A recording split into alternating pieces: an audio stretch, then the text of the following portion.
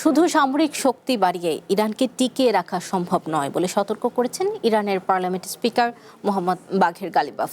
বাগদাদে এক ব্যবসায়ী সম্মেলনে তিনি জানান, অর্থনৈতিক সমৃদ্ধি ও প্রবৃদ্ধি না থাকলে দেশের নিরাপত্তা দীর্ঘস্থায়ী হতে পারে না। এদিকে আমেরিকান অবরোধের মুখে ইরানি জনগণের চরম আর্থিক দুর্দশার চিত্র দেখা গেছে সামাজিক মাধ্যমে। নগদ নিয়ে এলো হার না মানা হার অফার।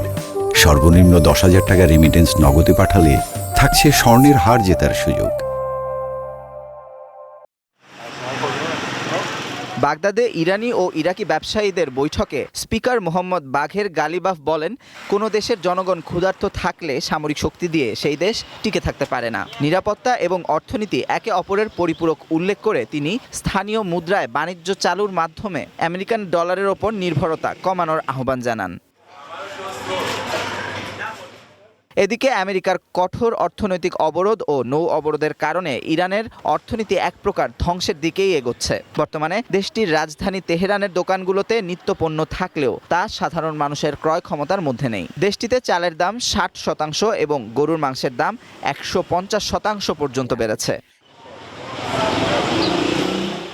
চলতি বছর শেষে ইরানের মূল্যস্ফীতি প্রায় 70% পৌঁছাতে পারে। এর পাশাপাশি দেশটির অর্থনীতি আরও 5% বেশি সংকুচিত হওয়ার পূর্বাভাস দিয়েছে IMF। ইরানে একদিকে বাড়ছে বেকারত্বের হার, অন্যদিকে খাদ্য ও চিকিৎসার মতো মৌলিক চাহিদা মেটাতে না পেরে চরম মানসিক চাপে দিন কাটাচ্ছেন সাধারণ নাগরিকেরা।